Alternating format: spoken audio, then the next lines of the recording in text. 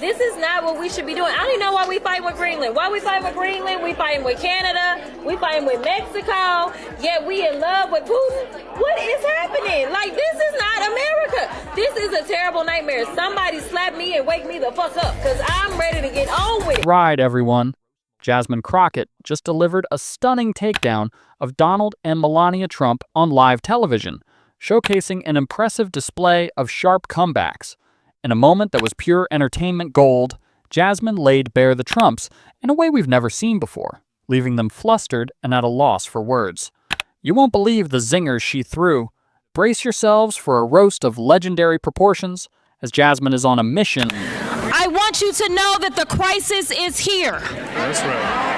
I want you to know that the power belongs to the people, though, y'all. That's right. Do not feel powerless. In this moment, as the vice president said as she conceded the election, she said, dark times may be ahead of us, but she said it's only in the darkness that we can see the stars. I am telling you right now that the stars are right here. It is time for us to shine. It is time for us to be heard. It is time for us to make sure to expose them.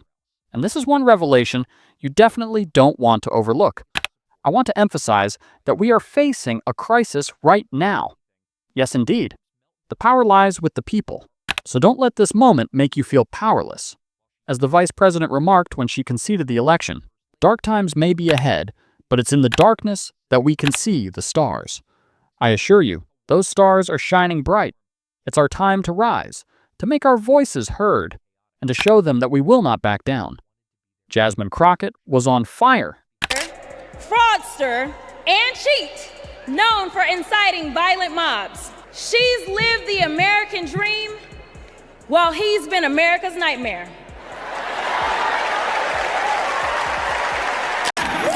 So let me tell you something, Mr. Trump. You gonna learn a few lessons from us. And I'm gonna be the first one. Let's be real, when isn't she? But this time, she took it up a notch, roasting Donald Trump so fiercely that even his infamous hairpiece might have wanted to escape. It all kicked off when the former president, who often resembles America's most tiresome grandpa, attempted to play the victim once more. Trump, as usual, was on screen lamenting how unfair life is, insisting he's the true victim and that everyone is out to get him. It's the same old sob story he's been spinning since his election loss. At this point, he's like a scratched record at a conspiracy theorist's garage sale. Out of tune, repetitive, and only good for background noise. Very simple. We right now have a white supremacist that is sitting in the White House. He is backed up by other white supremacists. And if you really want to know who the criminals are in this country, you can Google it. You don't have to trust me. But the people that commit 80% of the most violent crimes in this country are white supremacists. Yet for whatever reason, they sit and they serve at the pleasure of the president. They are the ones that were there on January 6th, tearing our democracy down physically. And now we have them tearing. I'm ready to move forward, but Jasmine, she was not having any of it. The Texas congresswoman, who has truly perfected the art of the comeback like a pro roast master, stepped up and Jasmine Crockett delivered a verbal takedown so powerful that even Trump's legal team likely needed a moment to recover. She didn't just scold him, she provided the full experience, an unabridged audiobook, a documentary, and a live-action film all in one. She began by highlighting the obvious. Donald Trump has been playing the victim card longer than most reality TV shows have been on air. He's always complaining, she remarked, rolling her eyes so dramatically it seemed that they might pop out of their sockets. Always lamenting about how unfair the system is. Sir, you are the system. And let's not overlook her facial expressions. Think of that look your aunt gives you when you say something so absurd that she has to pause and reevaluate your entire existence. For years. I think that today will probably mean more to my district than my last swearing in, because we are definitely living in scarier times. And so I am so elated and grateful, number one, to have another opportunity to serve, but more importantly, to be able to share in my swearing in for a second term with the people that send me to DC, and again, the only people that can fire me, regardless of how many other people around the country want me to be fired. I want my district to always know that they will always be my priority, and they are always my focus. That was the energy she brought to this roast. Then, Jasmine hit him with some undeniable truths. Donald Trump has faced more witch hunts than an actual witch. He acts as if he's being persecuted, but in reality, he's simply dealing with the repercussions of his own actions, something he clearly struggles to comprehend. But she wasn't done yet. She called out Trump's legal issues, saying he's the only person who treats indictments like Pokemon cards. Gotta catch them all.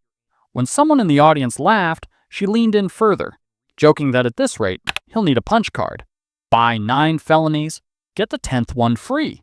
Social media, or X, if you're letting Elon change your terminology, erupted with memes, showcasing Trump's signature pout photoshopped on the baby bottles and pacifiers.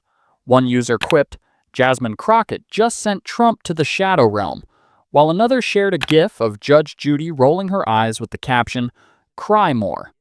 Meanwhile, Trump, as usual, took to social media to unleash one of his trademark all-caps tirades. In the end, Jasmine Crockett did what was necessary. She served Trump a cold dish of reality.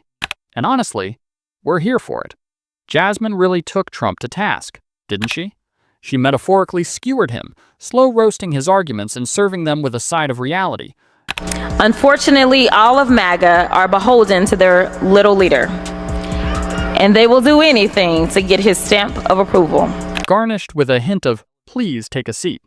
Let's face it, if this is a witch hunt, Trump is the one zooming around on his broomstick, cackling and flinging subpoenas like they're failed magic spells.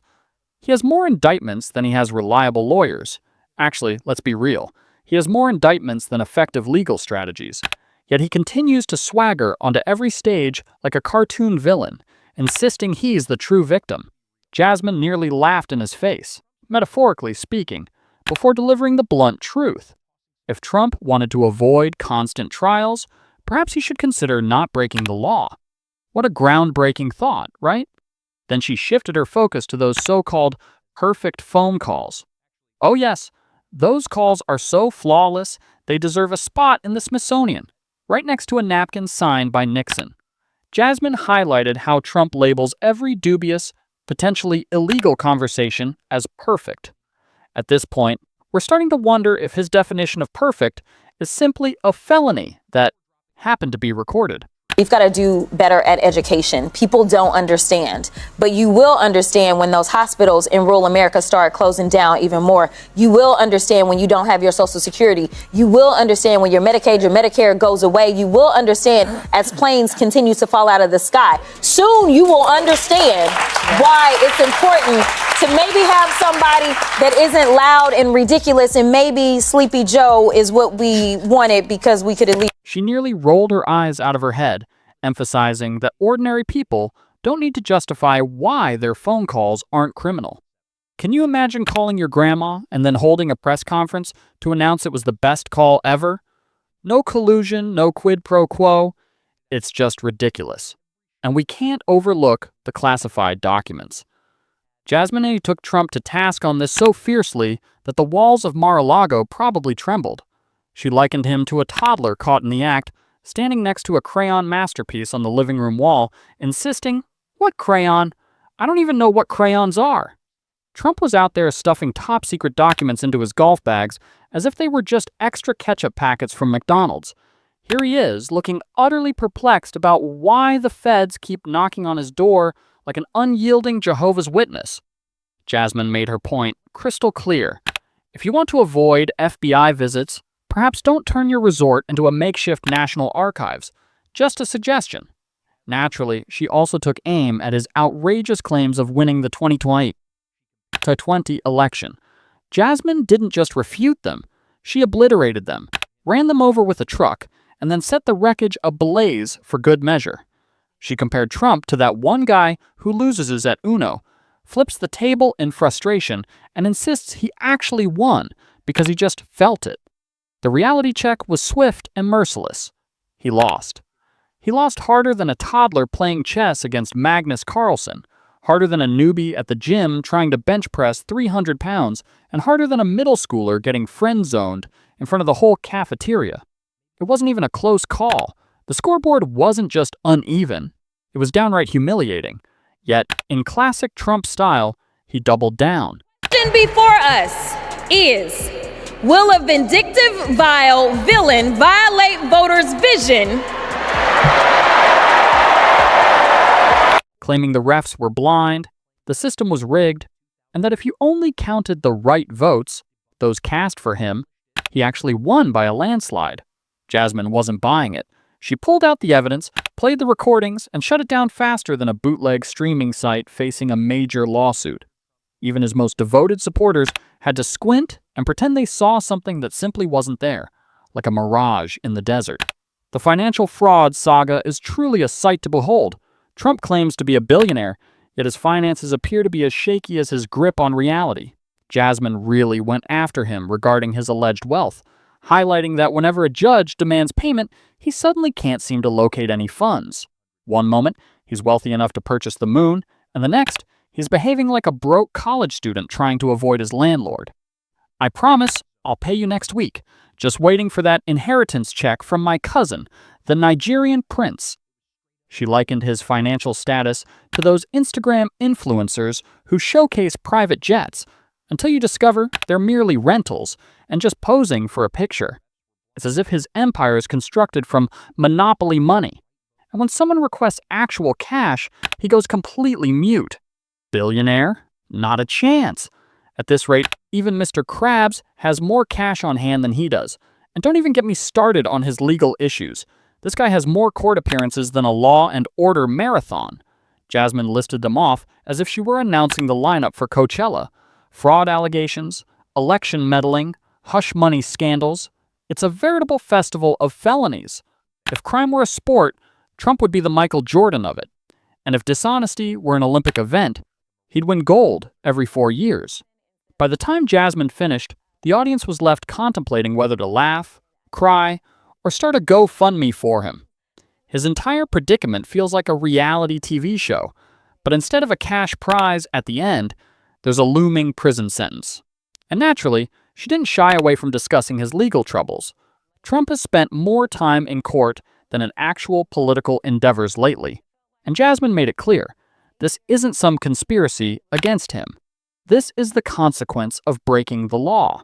He acts as if he's being unfairly targeted, but Jasmine laid it out clearly.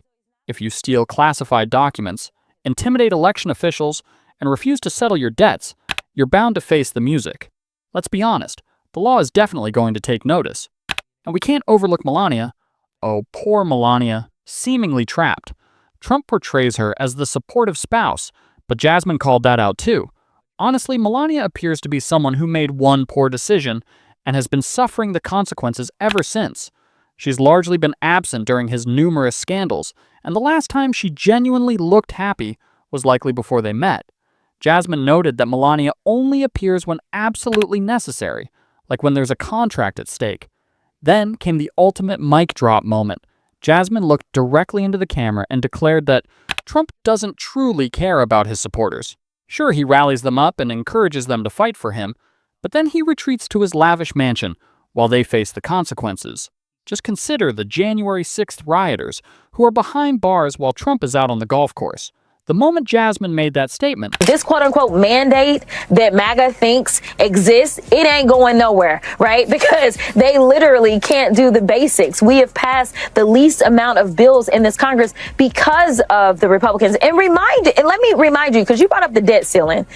Remember why the last speaker got kicked out? It was because he raised the debt ceiling and all of it. And Trump was the one calling for his head. Now he's like, raise the debt ceiling. You know why? Because his Trump tax cuts, this old con that he has, right, that helps out all the billionaires that he's putting into his administration, or at least is hoping to put into his administration, those Trump tax cuts, they expire in 2025. Mind you, he is the only president we've ever had that in one term ran our debt up to $8 trillion. So he already knows he's about to run our debt up, so he doesn't want to have to deal with the debt ceiling. Instead, he wants us to do it. Listen, I ain't got no favors for you, Trump.